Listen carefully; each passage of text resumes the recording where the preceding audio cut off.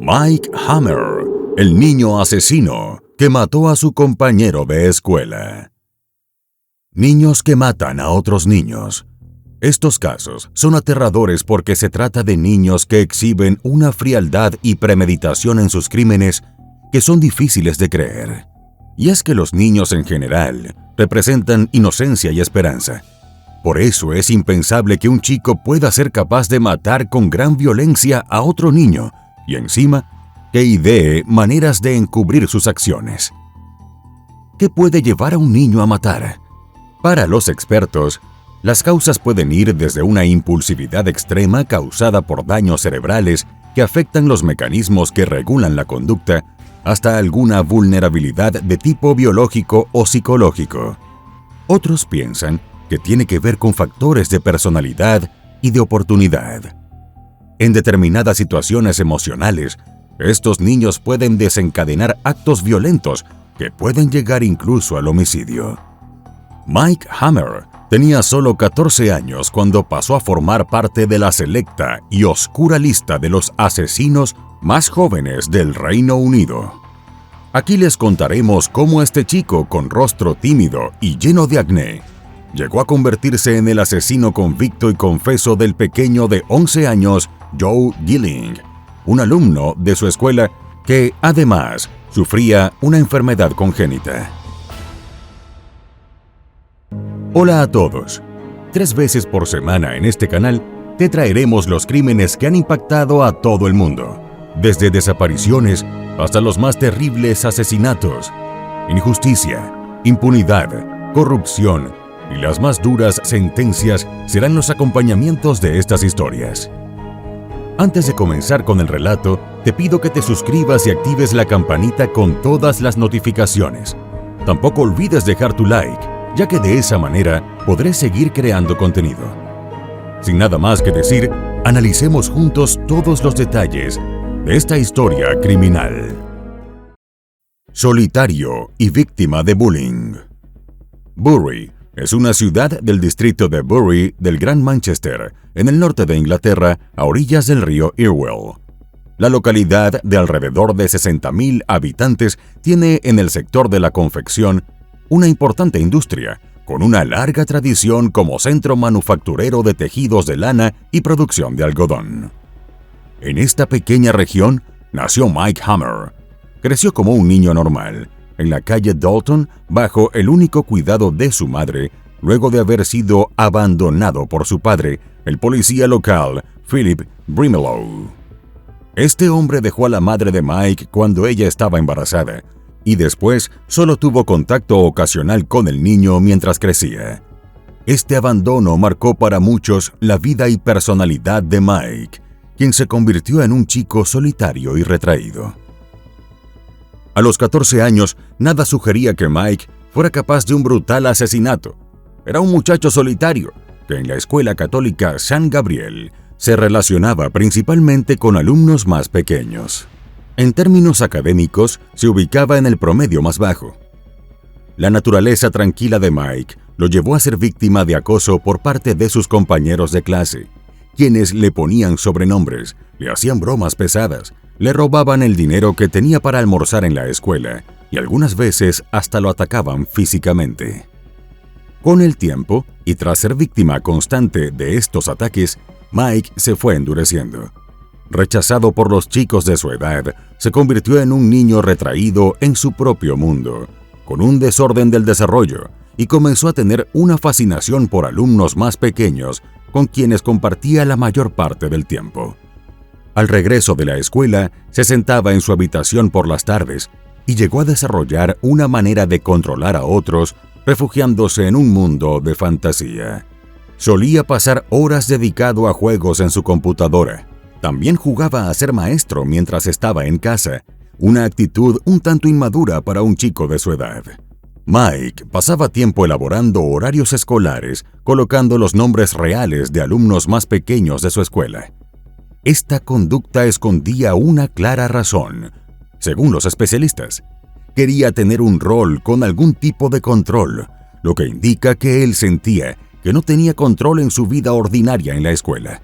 Su intención era tratar de imitar el poder que quienes lo atacaban tenían sobre él. Pero, ¿cómo ese mundo de fantasía pudo luego girar a una extrema violencia? Una carta falsa. El 1 de marzo de 2006, Mike Hammer le entregó en la escuela una carta a Joe Gilling, un estudiante de 11 años que sufría de fibrosis quística. Esta es una enfermedad hereditaria causada por un gen defectuoso que lleva al cuerpo a producir un líquido anormalmente espeso y pegajoso llamado moco. Este moco se acumula en las vías respiratorias de los pulmones y en el páncreas. Esta acumulación de moco ocasiona infecciones pulmonares potencialmente mortales y serios problemas digestivos. Antes de ese día, Joe y Mike no habían tenido ningún contacto significativo. Joe recibió la extraña carta en la que la subdirectora le notificaba que Mike había sido designado como su tutor y que por ello debía ir a su casa a buscar unos libros. Confundido, Joe le mostró la carta a un maestro, quien, después de ver al chico en un pasillo de la escuela con Mike, se dio cuenta de que en realidad la carta había sido escrita por el muchacho.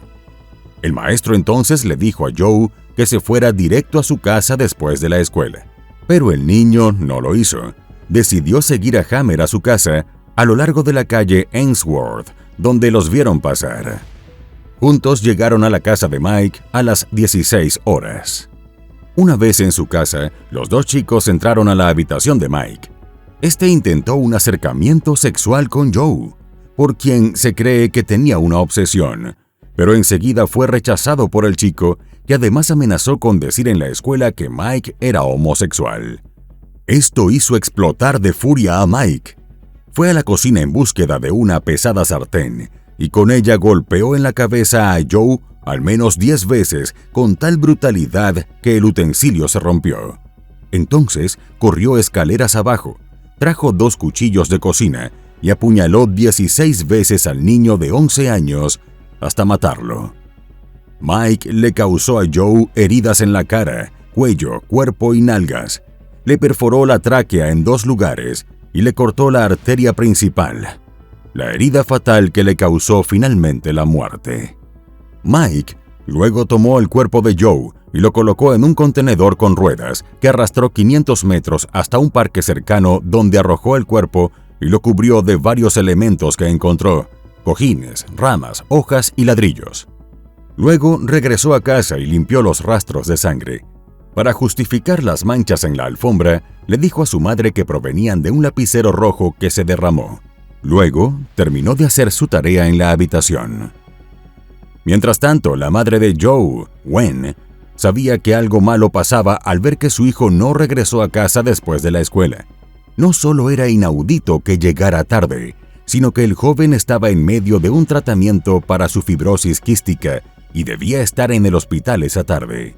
Por eso, sus padres, Tom y Gwen, reportaron a la policía la desaparición del pequeño esa tarde a las 17:24.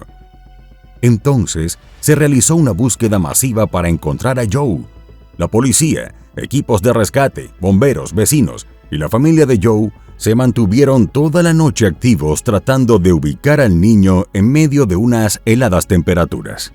Al día siguiente, Mike fue al colegio normalmente como si nada hubiera pasado. A las 11 de la mañana, el cuerpo de Joe, a quien sus padres lo describían como un angelito, fue descubierto por un perro policía escondido debajo de unos escombros en un barranco boscoso en el parque Whitehead. El chico tenía múltiples heridas y se había fracturado la cavidad de uno de sus ojos. Con el hallazgo, los maestros se dieron cuenta del terrible significado de la carta que Mike le había dado al niño de 11 años. Enseguida, Mike fue sacado de clases para interrogarlo y menos de una hora después fue arrestado bajo sospecha de asesinato. Durante los interrogatorios, inicialmente Mike mintió hasta que ya no pudo sostenerlo más. Admitió la responsabilidad por la muerte, pero aseguró que había arreglado el encuentro solo para molestar, de manera que Joe iría a su casa, pero no habría nadie. Afirmó que atacó a Joe tras explotar de ira luego de haber sido víctima de tantos abusos a manos de sus compañeros. Aseguró que no había planeado matar a Joe, Pero para el investigador del crimen, Martin Bottomley, Mike había decidido atacar a Joe unas 3 semanas antes. El detective cree que Mike escogió al chico por su enfermedad, porque era más pequeño y porque, al ser menudo y débil, no sería tan pesado para él. De hecho, la policía encontró luego una versión de la carta que Mike falsificó para Joe en la que revela su intención de tener sexo con él. Sin embargo, algunos especialistas señalan que Mike conectaba con niños más pequeños porque tenía el mismo desarrollo mental de esos chicos y no por un interés sexual. Para el investigador Bottomley, lo más perturbador de la conducta de Mike era su comportamiento distante y la planificación y ejecución que llevó a cabo, atrayendo a Joe a su casa con la carta. Fue una acción perfectamente racional, según el experto. Colocó a Joe en un contenedor rodante a pocos minutos de matarlo. Lo llevó por las calles de Bury y hasta recibió llamadas de su madre mientras conducía el cadáver, actuando como si no pasara nada fuera de lo ordinario. ¿Un crimen frío y calculado o un arrebato de violencia? Mike Hammer fue formalmente acusado del asesinato de Joe el 7 de mayo de 2006. Se mantuvo desde entonces en prisión preventiva de las autoridades de seguridad locales. Mientras, el 31 de marzo, cientos de dolientes asistieron al funeral de Joe en Bury. El decano católico de la ciudad, el reverendo Paul Cannon, quien dirigió el servicio, destacó que lo más importante de Joe no es lo que no llegó a hacer al morir tan joven, sino el hecho de que logró mucho en su corta vida. El juicio contra Mike Hammer comenzó el 16 de octubre de 2006 en el Tribunal de la Corona de Manchester. Justo ese primer día, Mike se declaró culpable de asesinato. Durante el juicio, se informó que la policía encontró un total de 4 borradores de la carta que hizo Mike para Joe. Una de ellas mostraba un claro interés sexual de Mike en el chico. En las audiencias, se enumeraron las distintas versiones que dio Mike. En un principio afirmó que Joe había ido a su casa para cargar su teléfono celular, pero ello fue rechazado durante la investigación. También aseguró luego a la policía que había tomado la sartén porque Joe había estado viendo una fotografía de su medio hermano fallecido, Mark, y que se negaba a dejarla a un lado e incluso se la arrancó. Pero tampoco le creyeron esto, ya que los investigadores no encontraron ninguna foto. El fiscal dijo que Joe fue víctima de un ataque sostenido y salvaje, y señaló que, aunque no hubo evidencia de una agresión sexual, tampoco se excluye. Enfatizó que Mike escogió a su víctima, lo guió a su casa bajo engaño, cometió el crimen con significativa brutalidad y se dedicó a encubrirlo de una manera calculada. También destacó que la pérdida del muchacho valiente y bondadoso había devastado a la familia Gilling. Por su parte, el abogado defensor de Mike, David Starr, describió a Mike como un adolescente inadaptado, solitario y con daños psicológicos. Dijo que el chico se sentía rechazado y aislado, sentimiento que habría crecido por 3 razones: no haber tenido contacto con su padre, no haber conocido a Mark, su medio hermano muerto de cáncer, y por el acoso escolar que sufría. Estos antecedentes hicieron concluir a los psicólogos, según la defensa, que Mike era un joven que sufría una anomalía mental en forma de trastorno de adaptación. El chico le dijo a los expertos que había llevado a Joe a su casa para asustarlo y hacerlo sentir aislado y asustado, como él se sentía cuando lo acosaban sus compañeros.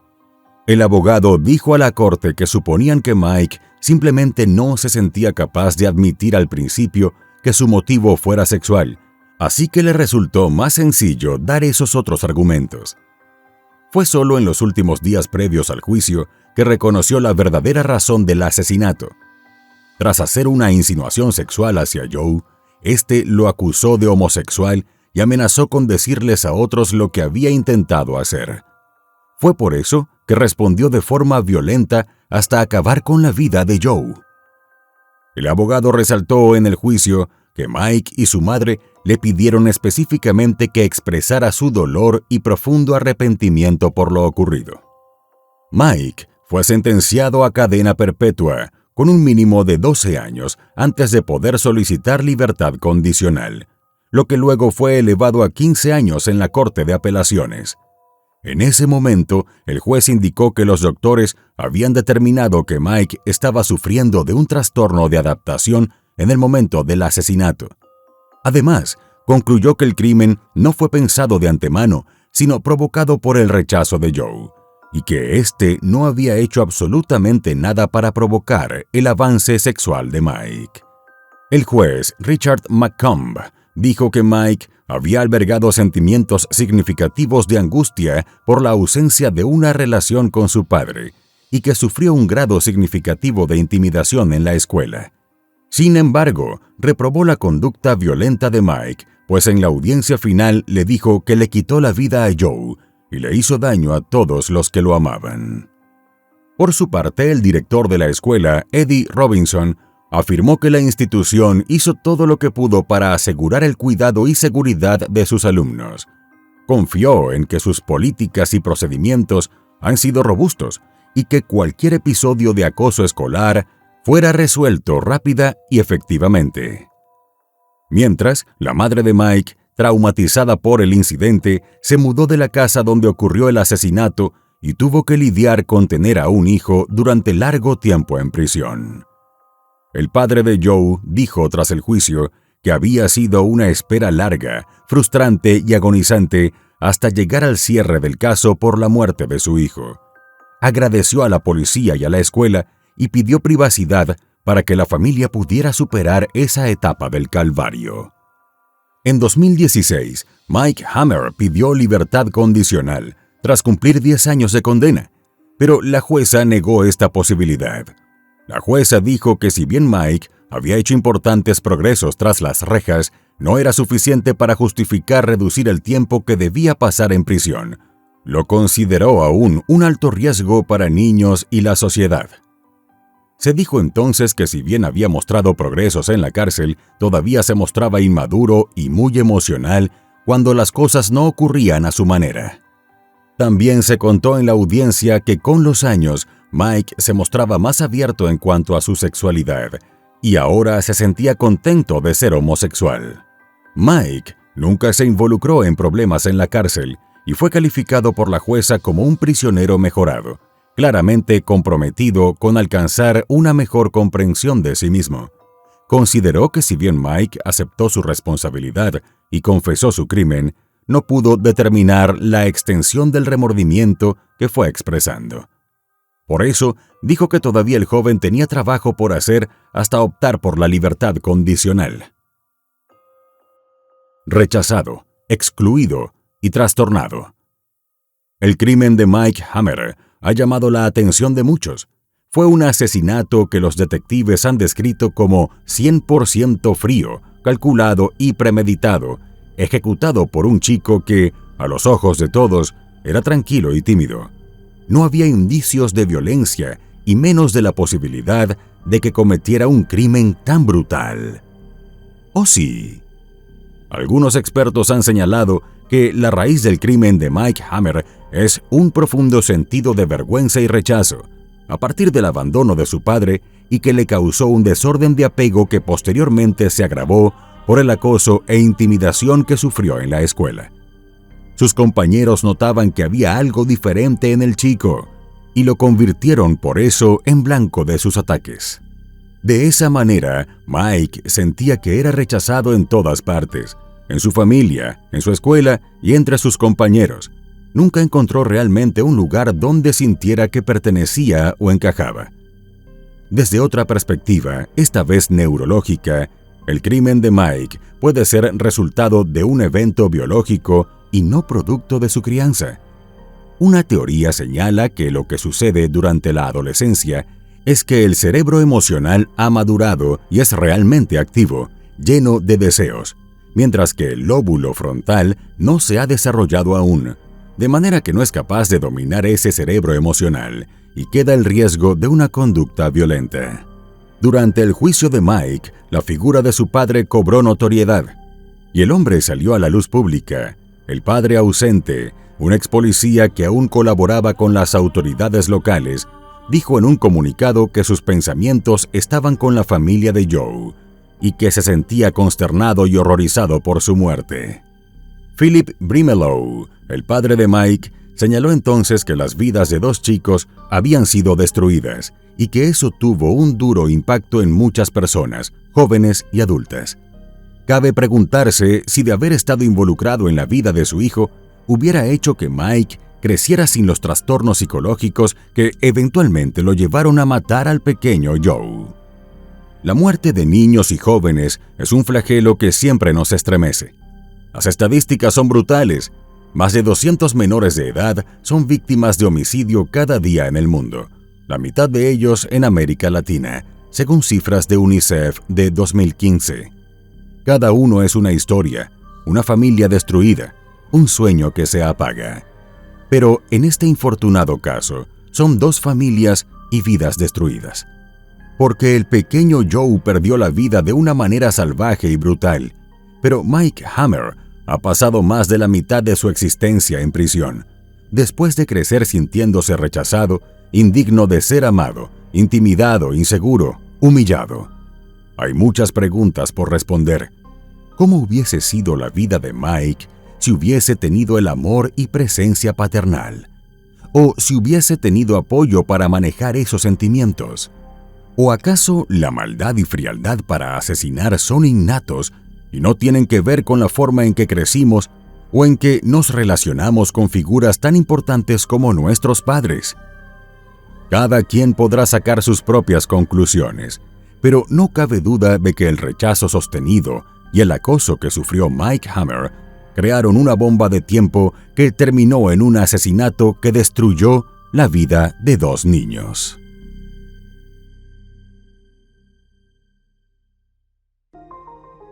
Y bueno, querido espectador, aquí termina la historia criminal del día de hoy.